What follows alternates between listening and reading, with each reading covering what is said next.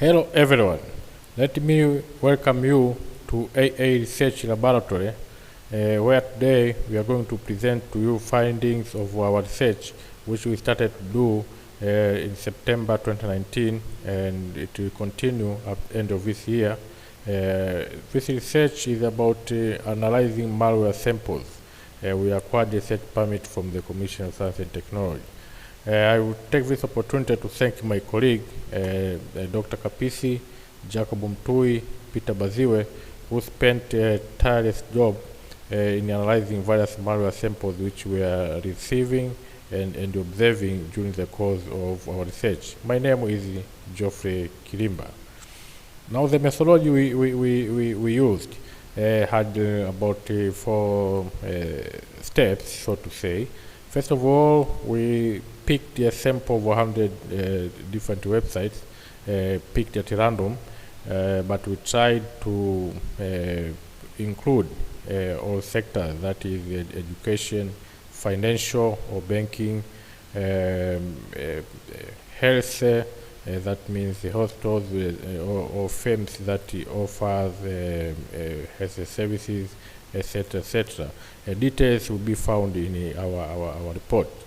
Then we visited the internet cafe from various places of this country, directed by our permit, from Dar es Salaam, Mwanza, Arusha, and Dodoma, where we were trying to pick some malware which could have been found, which were found in computers out there. You can go with your flash, maybe try to access copy some files. For example, you download your own files, you store them in your flash.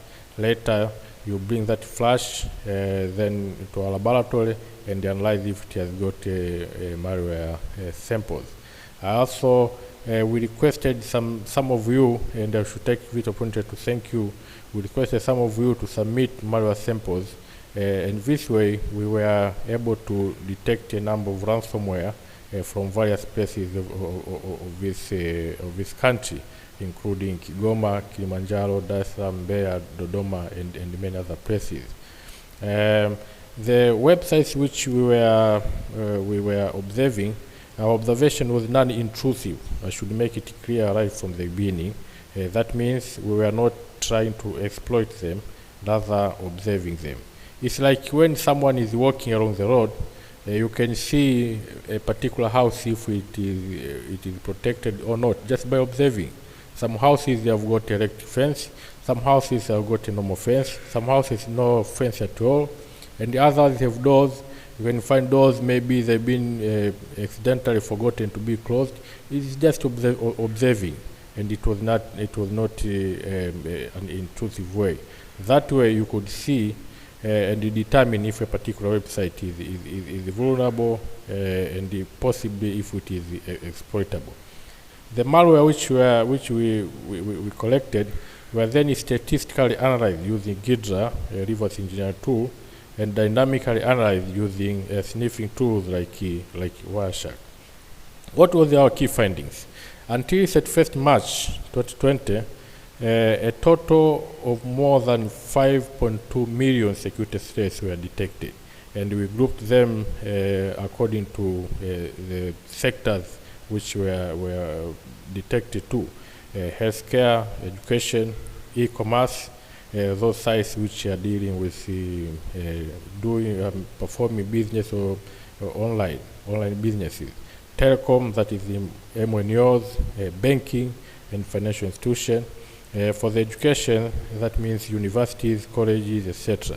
Now there is this group whose name we can't disclose now, because until we are presenting these findings, most of the weaknesses which they have are still unpatched, and they can be injected with malware anytime.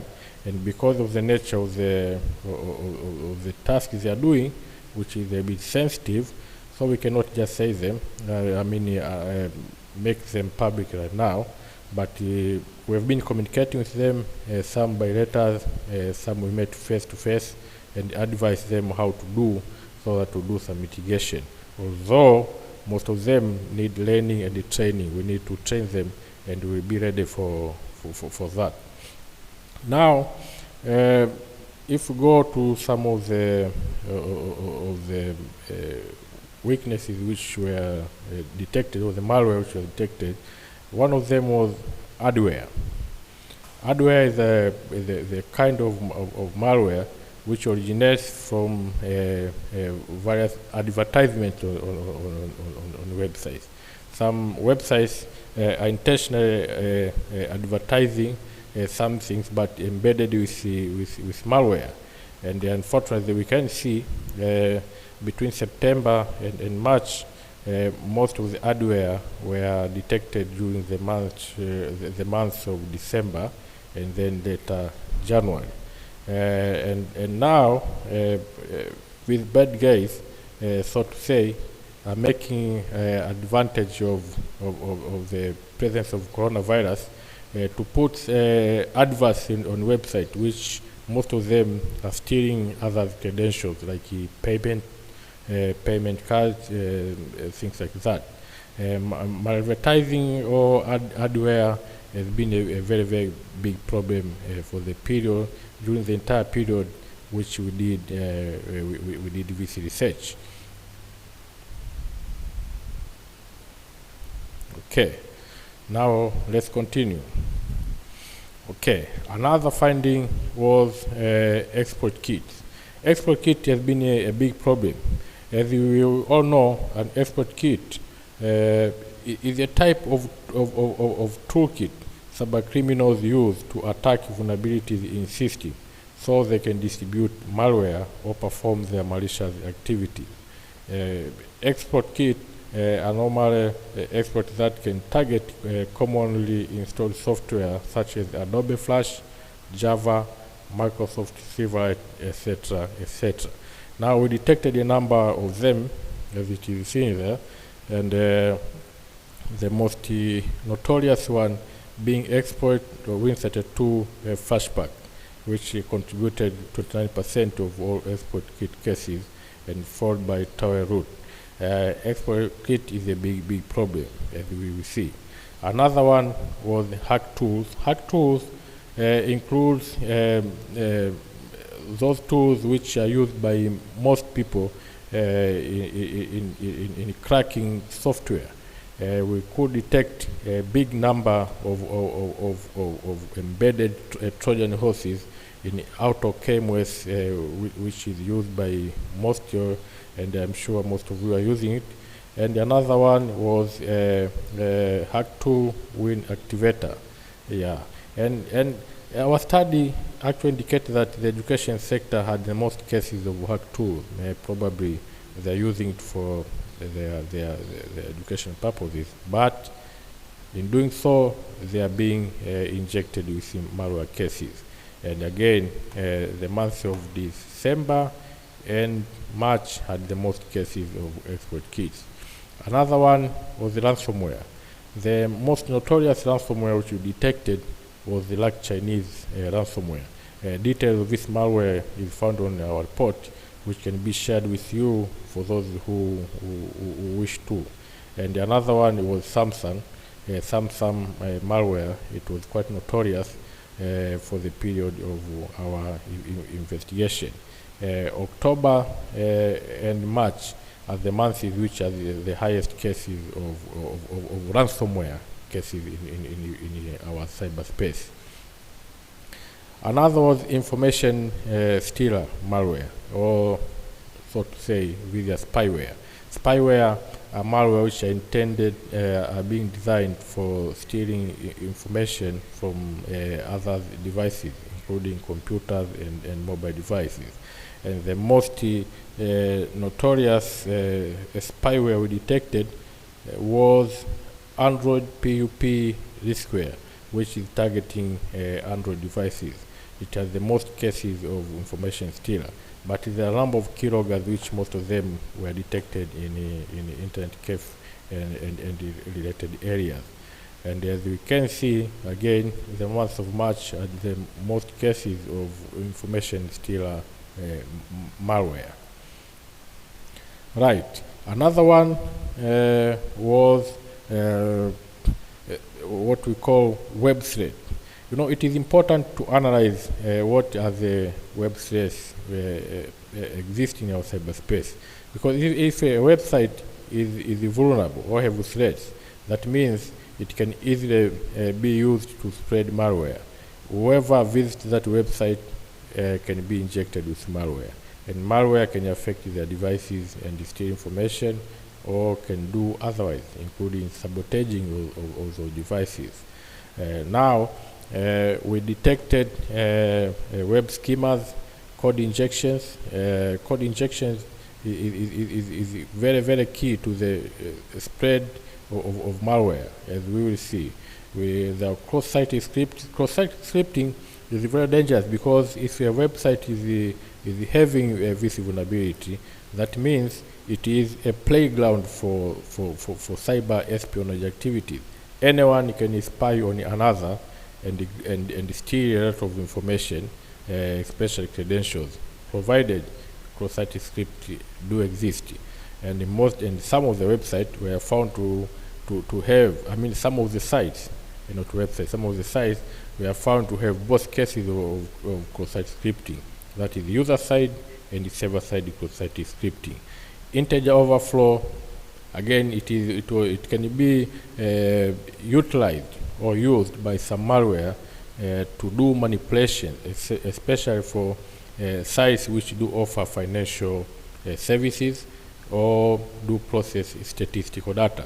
With the presence of integer overflow, data can be manipulated. Even financial record can be changed without the prior understanding of the owners of that site information system. And there was a server message block vulnerabilities, SMB. You can be surprised, even the newest SMB version 3, which actually was announced to have a series of vulnerabilities, including the possibility of spreading malware. You can remember SMB version 1 was the biggest spreader of WannaCry, and SMB version 3, again, can be exploited to spread malware. And these vulnerabilities were also detected in our cyberspace. Now,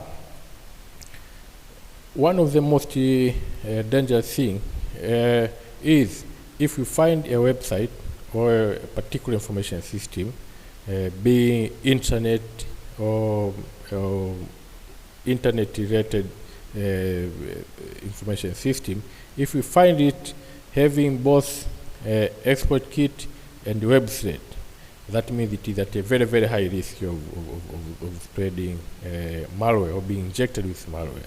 And out of the 100 websites, 20 of them had this vulnerability. Were in this state. 15 only with exploit, and the web threat about 55.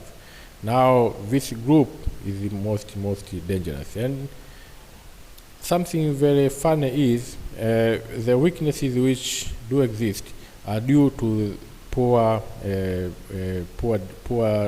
design, especially in view of security. They are designed with without having security in mind, making themselves vulnerable to external attacks. What are our concluding remarks? Our concluding remarks is we say this report is a progress report.